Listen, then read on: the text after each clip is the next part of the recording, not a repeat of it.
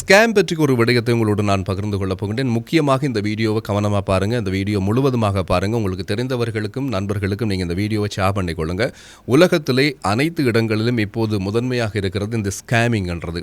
அதிலும் இப்போது சோஷியல் மீடியான்றது எல்லோருடைய கைக்குள்ளும் இருக்கிறது. அதனை பயன்படுத்தி நிறைய ஸ்கேமிங் இடம்பெற்று கொண்டிருக்கிறது. அதில் ஒன்று டெலிகிராம். இளையவர்களை பார்த்தால் அதிகமாக டெலிகிராமில் இருக்கிறாங்க. இப்போ இன்ஸ்டாகிராமுக்கு அடுத்தது டெலிகிராமில் நிறைய பேர் இருக்கிறாங்க. இந்த டெலிகிராமை பயன்படுத்தி நிறைய ஸ்கேனிங் நடவடிக்கைகள் இடம்பெற்றுக் கொண்டிருக்கிறது. இலங்கையில் இது அதிகமாக இருக்கிறது. அதனையும் தாண்டி உலக நாடுகள் கனடா உட்பட அதிகமான இடங்களில் இந்த ஸ்கேமிங்கில் சிக்கப்பட்டவர்கள் அதிகமாக இருக்கிறார்கள். அதிக பணத்தை இழந்தவர்களும் இருக்கிறார்கள். அப்படி இருக்கின்ற பொழுது அவர்களுக்கும் இந்த வீடியோ ஷேர் பண்ணுங்க. இப்படி நீங்கள் யாராவது இந்த ஸ்கேமில் நீங்கள் சிக்கப்பட்டிருக்கிறீங்கன்னா அதில் எப்படி வெளியே வந்தன்ற உங்களுடைய அனுபவங்களை கூட நீங்கள் இதில் கமெண்ட்டில் பதிவு செய்யுங்க. இது பல பேருக்கு உதவி செய்யக்கூடிய ஒரு விஷயமாக இருக்கும் அப்படின்னு சொல்லி நான் எதிர்பார்க்கிறேன். அண்மையில் எனக்கு தெரிந்த ஒருவருக்கு இந்த ஸ்கேமிங் நடவடிக்கையில் அவர் மகன் அதில் அகப்பட்டிருந்தார் அப்படின்னு சொல்லலாம். கிட்டத்தட்ட ஒரு 4 லட்சம் ரூபாய்க்கும் அதிகமான பணத்தினை இழந்திருந்தார். இந்த நடவடிக்கை அவர் எப்படி அதற்குள்ளே உள்வாங்கப்பட்டிருந்தாருன்னா டெலிகிராம் மூலமாக உங்களுக்கு ஒரு வேலை வாய்ப்பு இருக்கிறது, நீங்கள் வீட்டில் இருந்தே வேலை செய்யலாம், ஒரு நாளைக்கு 2000 17,000 அல்லது 10,000 வரைக்கும் உங்களுக்கு சம்பளம் கிடைக்கும், உங்களுக்கு கமிஷன் கிடைக்கும் அப்படின்னு சொல்லி அவர்கள் தொடர்ச்சியாக கதைத்து கொண்டிருக்க இவரும் அதுக்குள்ளே சிக்கப்பட்டு முதலில் ஒரு 2,000 வைப்பு செய்து அதுக்கு பிறகு அவருக்கு ஒரு 10,000 டிரான்ஸ்ஃபர் பண்ணியிருக்கிறார்கள். அதுக்கு பிறகு 12,000 வைத்து 20,000 எடுக்க வைத்திருக்கிறார்கள். இப்படித்தான் ஆரம்பத்தில் உங்களுக்கு காசு வருவது போல் காட்டுவார்கள். அதற்கு பிறகுதான் அவர்களுடைய நீங்கள் அதை எப்படி அதை மூவ் பண்ணுறீங்கன்றதை பொறுத்து தான் அடுத்த கட்ட நடவடிக்கைகளை மேற்கொள்கிறாங்க. இதனால் உங்களுக்கு அப்படி ஏதாவது லிங்க் வருது, இப்படி ஏதாவது சட் பண்ணுறாங்க, கதைக்கிறாங்க, நாங்கள் வீட்டில் கொஞ்சம் ஃப்ரீயாக தானே இருக்கிறோம், சரி இதை செய்து பார்ப்போம் அப்படின்னு சொல்லுகின்ற ஒரு யோசனை உங்களுக்கு எப்போதும் வரக்கூடாது. இந்த சோஷியல் மீடியாக்களில் வருகின்ற இந்த நடவடிக்கைகள் மூலமாக பிரமிட் திட்டம் அப்படின்னு சொல்லி ஒன்று கேள்விப்பட்டிருப்பீங்க. அது அண்மை காலமாக இலங்கையை பொறுத்த வரைக்கும் அது ஒரு தடை செய்யப்பட்ட ஒரு திட்டமாகவே அறிவிக்கப்பட்டது. ஏனென்றால் அதிலே எக்கச்சக்கமான குடும்ப பெண்கள் எல்லாம் மாட்டுப்பட்டு பணத்தினை இழந்திருக்கிறார்கள், பொருள்களை இழந்திருக்கிறார்கள், சில பேர் உயிரை கூட விட்டிருக்கிறார்கள். அப்படியான சம்பவங்கள் அதிகமாக இருக்கிறது. பல பேர்கள் இந்த ஸ்கேமில் தாங்க மாட்டிட்டோம், நாங்கள் ஏமாந்து போயிட்டோம் அப்படின்னு சொன்னால் அதை வெளியில் சொல்கிறதுக்கு அவங்களுக்கு ஒரு கில்ட்டி ஃபீல் ஒன்று இருக்குது. என்னென்னு சொன்னால் வெளியில் சொன்னால் ஐயோ இவனை ஏமாந்துட்டானே அப்படின்னு சொல்லி இந்த சமூகம் பார்க்கும், இந்த சமூகம் கிண்டல் அடிக்கும் அப்படின்னு சொல்லுகின்ற ஒரு போர்வை இருக்கிறது. எங்களுடைய சமூகம் அதைத்தான் பொருத்தி வைத்திருக்கிறது. அதனால் அவர்கள் அதை வெளியிலே சொல்வதில்லை. சரி இப்படியே போகட்டும் போன காசு அப்படின்னு சொல்லிட்டு உள்ளுக்குள்ளே அழுது கொண்டோ அல்லது உள்ளுக்குள்ளே அதை வைத்து கவலைப்பட்டு கொண்டோ இருக்கிறீர்கள். அப்படி இல்லாமல் உங்களுக்கு நடந்தால் தைரியமாக அதை வெளியிலே சொல்லுங்கள். இன்னொருவர் அதிலிருந்து தப்பித்துக் கொள்வதற்கு ஒரு வழி அதுதான். தொடர்பான விஷயங்களை நீங்கள் உரிய இடங்களில் நீங்கள் புகார் அளிங்க. போலீஸ்ல எல்லாம் சைபர் கிரைம்ல எல்லாம் இதை பற்றிய நீங்கள் புகார் அளித்தீங்கன்னு சொன்னால் நிச்சயமாக அந்த நெட்வொர்க்கை ஒரு நேரத்தில் பிடிக்கிறதுக்கான வாய்ப்புகள் இருக்கிறது.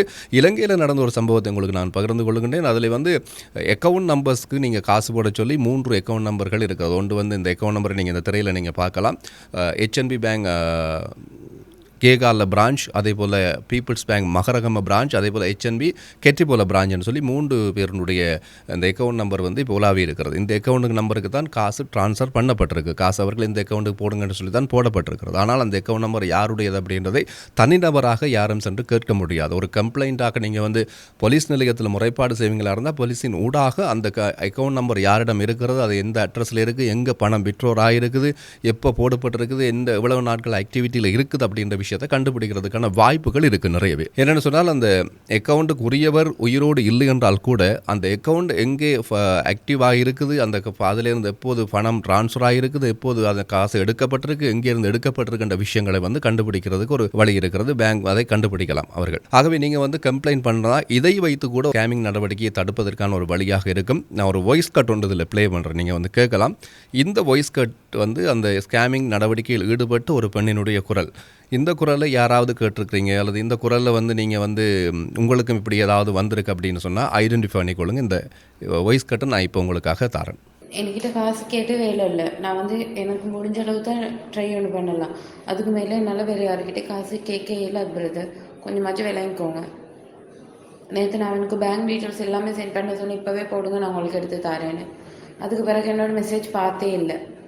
நீங்கள் என்னையும் கைட் பண்ணுற மாதிரி நீங்கள் ட்ரை பண்ணுங்கள் இப்படியா ட்ரை பண்ணுங்கள். என்ன சொல்கிறீங்க? நான் எப்படி ட்ரை பண்ணி எடுத்து தரையிலும்? என்கிட்ட காசே இல்லை, வேறு யாரும் கேட்டால் தர மாட்டேறாங்க. அவனை எப்படி ட்ரை பண்ணி எடுத்து தரது?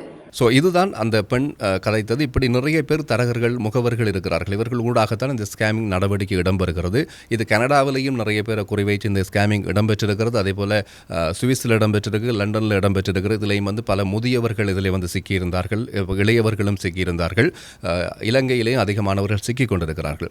ஆகவே இப்படியான நடவடிக்கைகள் இருக்கும் இடத்தில் உடனடியாக நீங்கள் அருகில் இருக்கின்ற போலீஸ் நிலையத்தில் குறித்த பிரிவுகளிலே நீங்கள் முறைப்பாடை பதிவு செய்து கொள்ளுங்கள். நாங்கள் ஏமாந்துட்டோம், வெளியில் சொல்லக்கூடாது அப்படி என்று சொல்லி ஒரு நாளும் நினைக்காதீங்க.